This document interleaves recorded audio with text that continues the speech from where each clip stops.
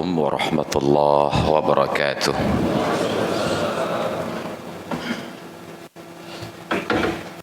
الله أكبر الله أكبر الله أكبر الله أكبر لا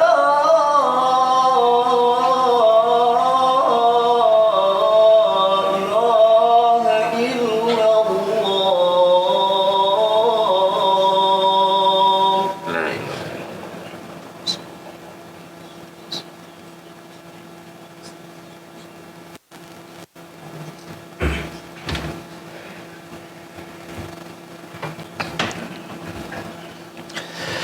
الحمد لله القائل إن عدة الشهور عند الله 12 شهرا في كتاب الله يوم خلق السماوات والأرض والصلاة والسلام على رسول الله سيدنا ومولانا محمد ابن عبد الله وعلى آله وصحبه ومن تبعه.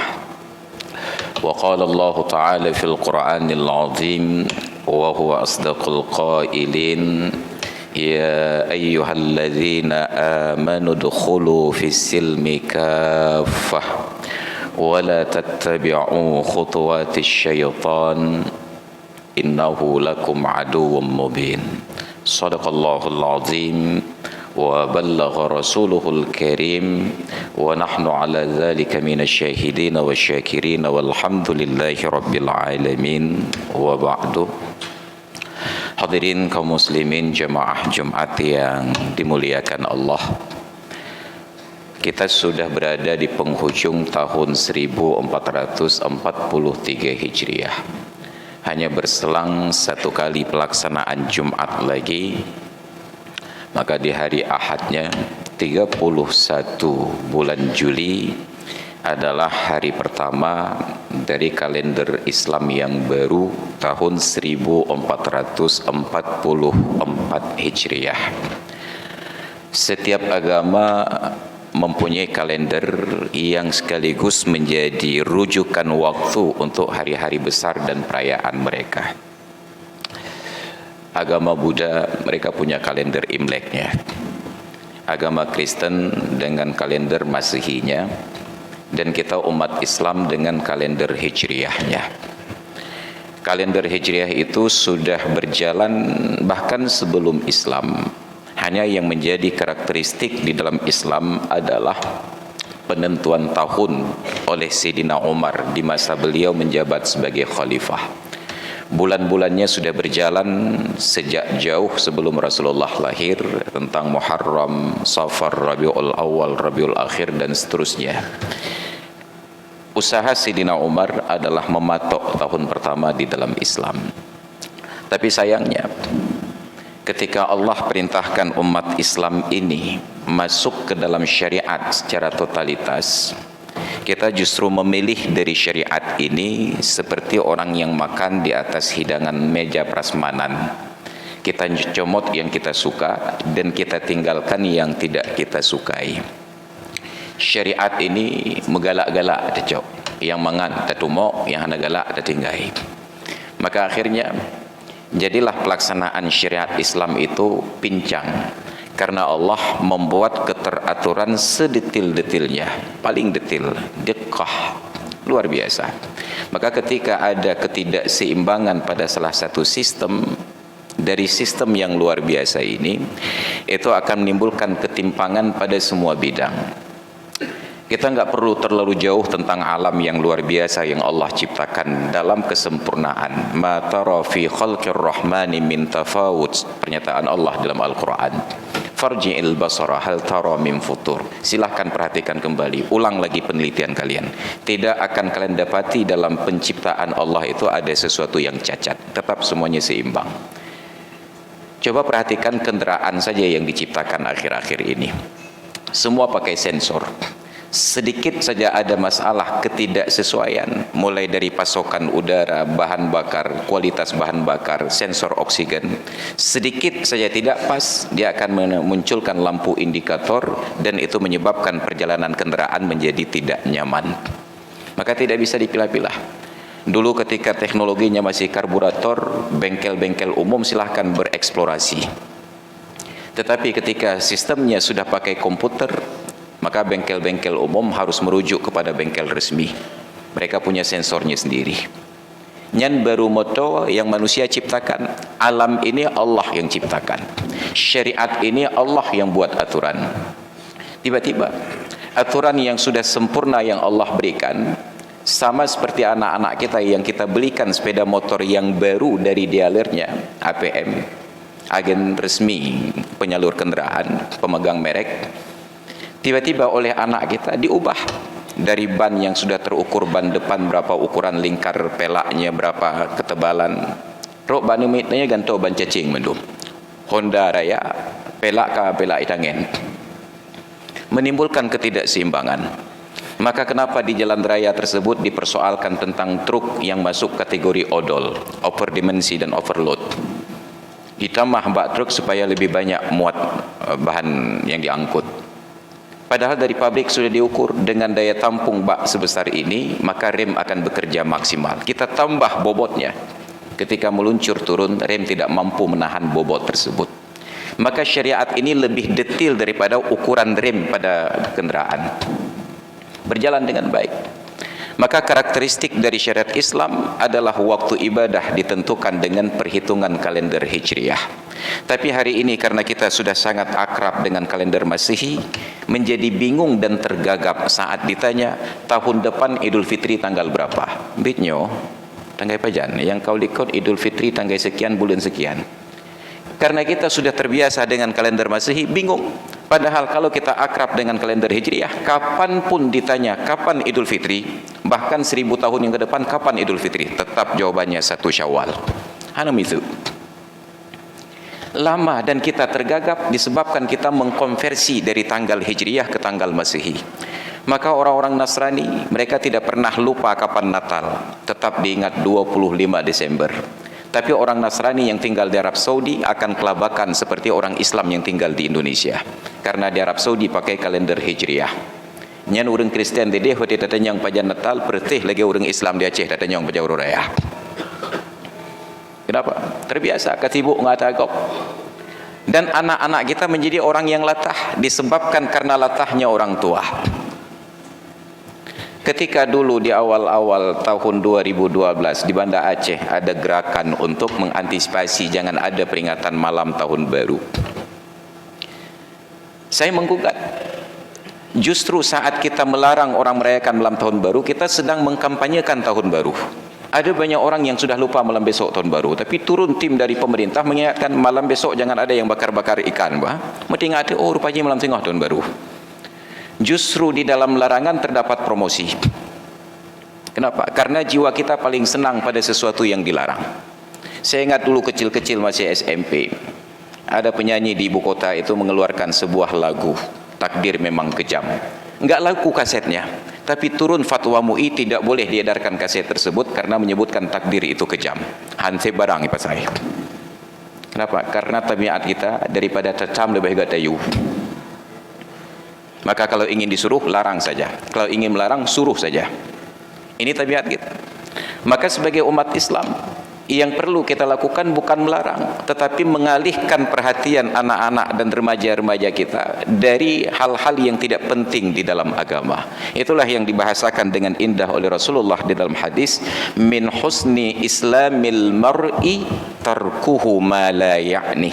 Bahagian dari indahnya keberislaman seorang manusia adalah bahwa dia tidak menganggap penting hal-hal yang tidak ada urusannya dengan dia. Anak yang perempuan kambut roh. Orang tua kita membahasakan dengan baik pula dalam bahasa Aceh. Kebut gap betat terindu, mekemat iku hai tehila. But roh dulu. Tapi inilah generasi yang sudah sangat larut di dalam tradisi orang lain.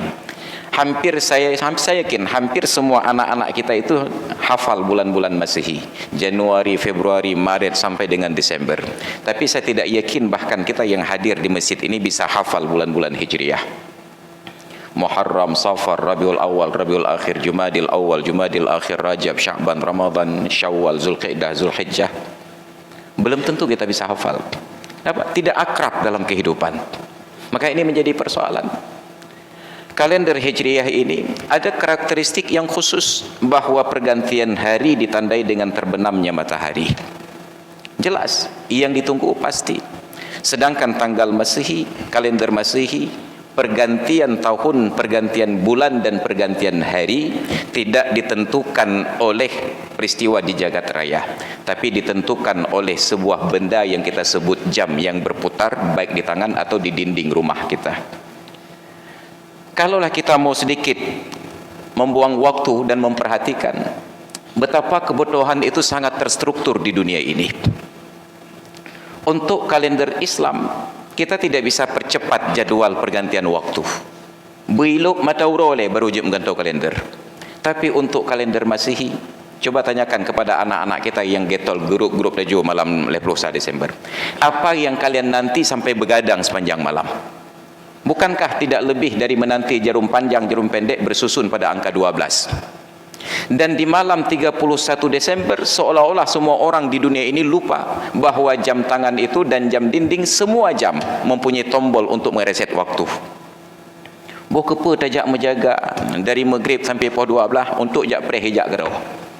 Maka saya sarankan di masjid-masjid yang ingin merayakan malam tahun baru, selesai salat Isya umumkan kepada jemaah, bapak-bapak dan ibu-ibu jangan pulang dulu karena malam ini 30 Desember, mari kita putar jam tangan kita ke jam 11 lewat 59 menit.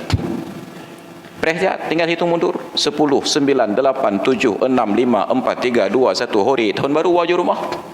Tapi malamnya sepakat maaf Abang. Tidak ada yang tahu bahwa yang kita tunggu hanya jam tangan berputar ke jam 12. Tapi untuk kalender Hijriah tidak ada yang bisa menggerakkan waktu. Maka ketika dulu Nabi Ibrahim berhujjah dengan Namrus, dikatakan oleh Ibrahim, Rabbiyalladzi yuhyi wa yumit, Tuhanku adalah yang menghidupkan dan mematikan. Namrus katakan, saya Tuhan kamu, ana uhyi wa umit, saya yang menghidupkan dan saya yang mematikan. Dia panggil dua orang petugasnya, yang satu dipenggal mati dan satu dibiarkan hidup. Namrus tidak tahu membedakan antara menghidupkan dengan membiarkan hidup. Menghidupkan memasukkan ruh ke dalam jasad yang mati, sedangkan tugas Fir'aun, tugas Namrus saat itu hanya membiarkan seorang yang hidup untuk tidak mati. Tapi Nabi Ibrahim tidak ingin berlarut-larut dalam debat kusir seperti ini. Kalau berbicara tentang hal-hal yang terjangkau oleh Namrus, debatnya akan panjang. Maka Nabi Ibrahim beralih keluar dari kemampuan Namrus. Okey, kata Ibrahim, saya akan sembah anda sebagai Tuhan saya, tapi tolong tunjukkan sebuah kemampuan lagi milik Tuhanku. Fa innallaha ya'ti bisyamsi minal masyriq. Tuhan saya itu menjalankan matahari dari arah timur. Fa'ti biha minal maghrib. Tolong balik, jalankan dari arah barat. Fabuhitalladzi kafar. Terbungkamlah raja yang kufur ini. Kenapa? Karena matahari di luar kemampuan Namrus dan Firaun.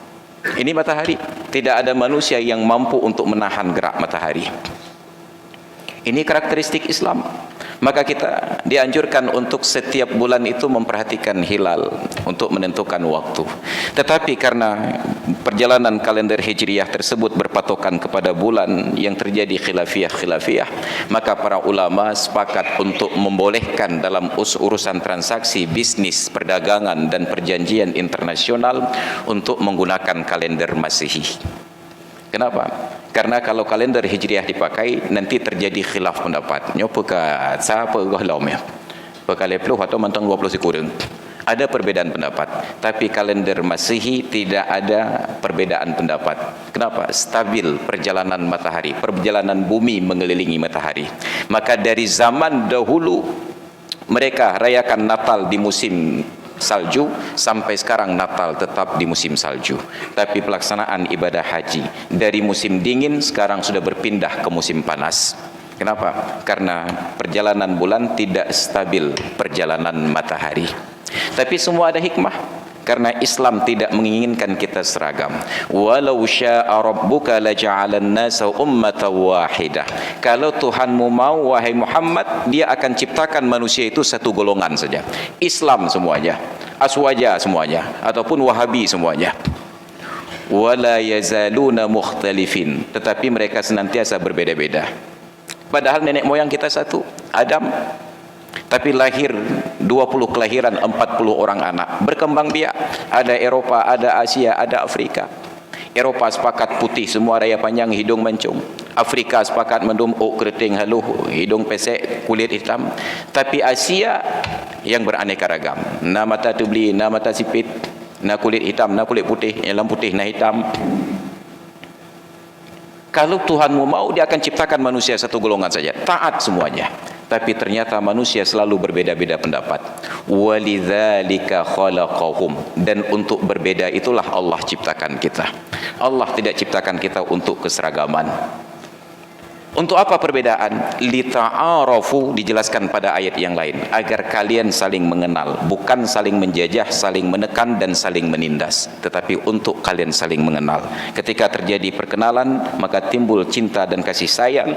Ketika timbul cinta, kita berharap orang yang kita cintai tersebut sebaik keadaan kita yang dalam keadaan baik-baik saja. La yu'minu ahadukum hatta yuhibba li akhihi ma yuhibbu li nafsi. Tidak sempurna keimanan salah seorang di antara kalian sampai dia berharap terjadi pada saudaranya kejadian yang terbaik yang ada pada dirinya. Ini keimanan dan ini keislaman. Maka perbedaan itu adalah rahmat dari Allah Subhanahu wa taala. Maka tantangan kita dalam keseharian sering terjadi ketika ada orang tua yang ingin mendidik anak dengan baik, tidak ada televisi di rumahnya. Lalu terjadilah perjalanan waktu, anak ini besar, dia datang ke rumah tetangga untuk menonton televisi. Akhirnya orang tua khawatir, nyetip malam kita biar anak min, kiban cara baik debit. Maka orang tua itu belikan televisi di rumahnya agar anak ini tidak keluar dan tontonannya bisa diatur oleh orang tua. Umat Islam sejak masa Rasulullah tidak pernah merayakan satu Muharram. Anaknya bid'ah hari datang, kullu bid'atin dhalalah wah lewatnya. Tidak pernah merayakan satu Muharram. Tetapi umat Islam yang tidak diberikan tawaran alternatif, kegiatan-kegiatan yang lain yang positif, akhirnya sibuk merayakan hari raya orang lain. Anak yang hana TV rumah drog, ejak rumah gop. Maka akhirnya oleh para cendekiawan Islam, daripada mereka sibuk merayakan hari raya orang lain, kita berikan kesibukan yang lain yang lebih bermakna tentang sejarah, tentang pengenalan satu Muharram. Maka dibuatlah pawai, dibuatlah karnaval untuk menyibukkan anak-anak dengan kegiatannya sendiri. Daripada sibuk bakenduri gap, kelebih gak sibuk bakenduri rau. Ini motivasi latar belakang. Tetapi kesalahan kita adalah ketika hal-hal yang positif ini tiba-tiba berbalut dengan kondisi yang negatif. Pernah satu ketika hari Ahad juga satu Muharramnya, pawai karnaval dilaksanakan setelah salat duhur. Anak-anak, apa yang terjadi? Salat duhur gagal, salat asar lewat karena anak-anak sudah pakai baju seragam karnaval.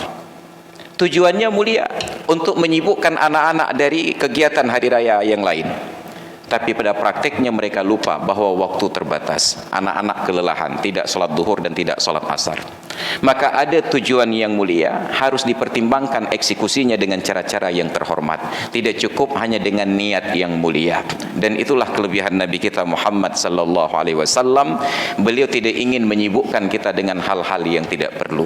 Tapi kita sudah terlanjur menyibukkan diri untuk hal-hal yang tidak perlu. Maka ada tantangan zaman. Para ulama menarik kita ke dalam pusaran energi positif untuk mengingat sejarah. Maka seharusnya satu Muharram diisi dengan kegiatan-kegiatan keagamaan. Bid'ah memang enggak pernah dicontohkan oleh Nabi. Yang benar beda begat mereka akan kumpul pada acara hari raya agama yang lain. Tapi jangan larut dengan mengikuti tradisi dan tren mereka. Jangan dalam rangka perayaan satu Muharram atau konser apapun namanya. Cukuplah satu Muharram itu kita buat dengan kajian hal-hal yang menarik minat generasi muda terhadap akhlak mereka dan apa yang akan mereka persiapkan di masa depan. Hadirin kaum muslimin jemaah Jumat yang dirahmati Allah. Oleh karena itulah tugas kita sebagai orang tua semakin lama semakin berat. Maka sungguh kadang-kadang kita cemburu kepada saudara-saudara kita yang setelah sekian lama berkeluarga Allah tidak berikan keturunan. Karena bahan ujiannya menjadi berkurang. Innama amwalukum wa auladukum fitnah wallahu indahu ajrun azim. Sesungguhnya harta kalian, anak-anak kalian adalah ujian dan Allah di sisinya terdapat pahala yang besar. Harta ujian, anak ujian. Wa nabluukum bil khairi wasyarri fitnatan. Kami uji kalian dengan kebaikan dan dengan keburukan sebagai sebuah fitnah, sebagai sebuah ujian. Maka jangan orang yang kehidupannya enak, pangkatnya tinggi, hartanya melimpah, mahayu. Jangan pula orang yang kehidupannya susah, ekonominya sulit, melarat, lalu dia katakan Allah Ta'ala telah memberikan ujian. Bukan itu ujiannya. Maka Allah katakan, ada hamba-hamba, wa amma, adapun orang-orang yang diuji oleh Allah dengan kenikmatan, dibukakan pintu rezekinya, faqala rabbi akraman, dia katakan Allah telah memuliakan saya. Dia jadikan ukuran mulia dan hina pada harta dan kekayaan. Bukan, tapi ujian yang sebenarnya adalah kepedulian kita kepada orang-orang di sekitar. Kalla bal la tukrimuna al-yatim wa la tahadduna ala ta'amil miskin. Ujian itu bukan karena miskin dan kaya. Ujian yang sebenarnya adalah kondisi kepedulian kita kepada alam sekitar. Ada anak-anak yatim yang tidak ada orang peduli, ada orang-orang miskin yang tidak mendapatkan makanan. Makanya di dalam Islam, ibadah yang tertinggi bukan solat di awal waktu, ibadah yang tertinggi bukan solat sunat pula pingkui, ibadah yang tertinggi bukan haji dan umrah setiap tahun. Ibadah yang tertinggi di dalam Islam adalah tut'imut ta'am wa taqra'us salam ala man arafta wa man lam ta'rifuh. Engkau berikan makan dan engkau ucapkan salam kepada siapa? Baik orang yang engkau kenal ataupun orang yang tidak engkau kenal. Urang duk tabi makanan, urang yang yau temakut terberikan rasa aman. Maka Allah ulang-ulang paduan dua perkara tersebut. Allah ingatkan dalam surat Al-Quraisy, "Falyabudu rabb hadzal baitil ladzi at'amahum min ju' wa amanahum min khauf." Hendaklah mereka menyembah Tuhan pemilik rumah ini yang telah memberikan mereka kenyang dari rasa lapar dan aman dari rasa takut. Allah ulang di dalam surat Al-Baqarah, "Walanabluwannakum bisyai'in minal khaufi wal ju'." Sungguh kami akan uji kalian dengan sedikit rasa takut dan rasa lapar. Tetap takut dan lapar adalah ujian yang sebenarnya. Maka mukmin yang terbaik yang mampu mengamankan saudara-saudaranya dari rasa takut dan rasa lapar. Maka Rasulullah katakan, tidak beriman salah seorang di antara kalian yang dia tidur di waktu malam sedangkan tetangganya dalam keadaan lapar padahal dia tahu. Maka Islam mengajarkan ibrah-ibrah yang seperti ini.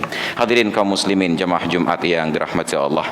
Maka mudah-mudahan dengan khutbah yang singkat di hari Jumat yang mulia ini mendatangkan kesadaran kepada kita semuanya, anak-anak itu adalah tanggung jawab. Arahkan mereka untuk tidak larut dalam hal-hal yang tidak sesuai dengan nilai-nilai syariat. Kita tidak perlu terlalu besar menggembar-gemborkan kesalahan orang lain. Kenapa membuat acara show, kenapa dibuat acara konser. Salahkan kenapa anak kita bisa terseret di dalam lingkungan tersebut. Kalau setiap orang tua menjaga anak dan keluarganya tidak ikut acara konser, tidak ada satu pihak pun yang ingin mengadakan konser. Jangan lagut kepui pegat. Tapi kenapa ada konser? Karena anak-anak kita menyambut. Dibuatlah dalih karena orang Aceh haus hiburan. Kenapa haus hiburan? Karena orang Aceh oleh orang tuanya tidak mengarahkan anak-anak untuk terhibur dengan lantunan ayat suci Al-Quran. Tidak terhibur dengan salawat. Apalagi ada yang katakan salawat bid'ah. Terus balagu kahana bid'ah. Maka tugas kita sekarang adalah bagaimana meyakinkan anak-anak kita bahwa hiburan yang terbaik adalah mendengarkan lantunan ayat-ayat suci Al-Quran. Kita senang anak kita sudah banyak yang hafid, tapi hafid sekalipun belum tentu menikmati hafalannya, kecuali dia paham ayat-ayat Al-Quran itu dengan seni balaghahnya. Maka penting untuk mempelajari bahasa Arab agar kita menikmati lantunan ayat suci Al-Quran tersebut sebagai ibrah dan sebagai hiburan. Hadirin kaum muslimin yang dirahmati Allah, sebagai penutup, bahkan Rasulullah sallallahu alaihi wasallam pun yang Al-Quran diturunkan padanya. Ketika dalam waktu-waktu beliau gelisah, beliau ingin Al-Quran didengarkan dari mulut orang lain. Beliau panggil sahabat beliau Abdullah bin Mas'ud. Beliau katakan, "Iqra ya Ibn Mas'ud." Bacakan wahai Ibnu Mas'ud. Dan beliau katakan, "Ya Rasulullah, aqra'u 'alaika wa 'alaika tunzal." Adakah patut saya bacakan ayat-ayat ini untukmu padahal Al-Quran ini memang diturunkan kepadamu? Apa kata Nabi?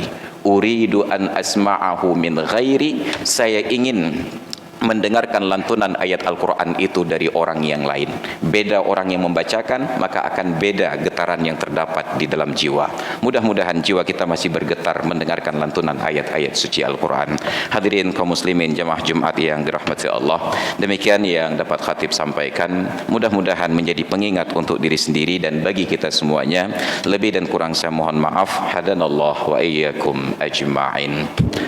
Alhamdulillah. الحمد لله الواحد الأحد الفرد الصمد الذي لم يلد ولم يولد ولم يكن له كفوا أحد أشهد أن لا إله إلا الله شهادة تكون سبب النعيم المؤبد وأشهد أن محمد رسول الله النبي المفضل المشرف المؤيد اللهم صل وسلم على سيدنا محمد وعلى آله وصحبه ما ركع الراكع وسجد أما بعد فيا عباد الله اتقوا الله حق تقاته ولا تموتن إلا وأنتم مسلمون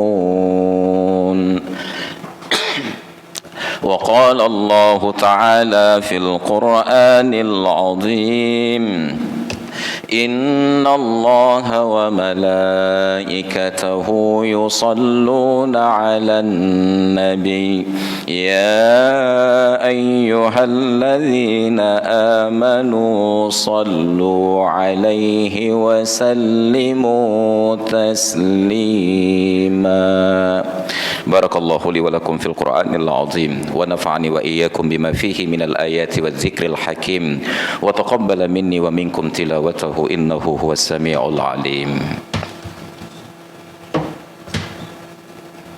بسم الله.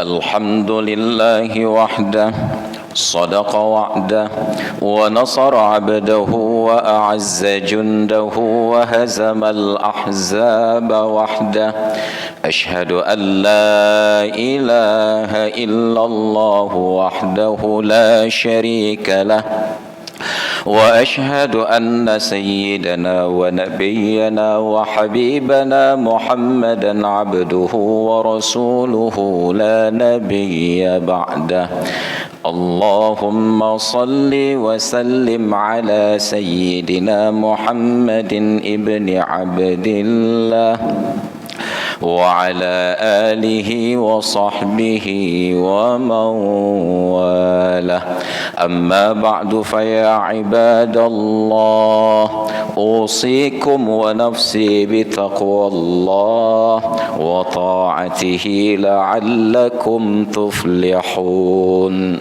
وقال الله تعالى في القرآن العظيم ومن أحسن قولا ممن دعا إلى الله وعمل صالحا وقال إنني من المسلمين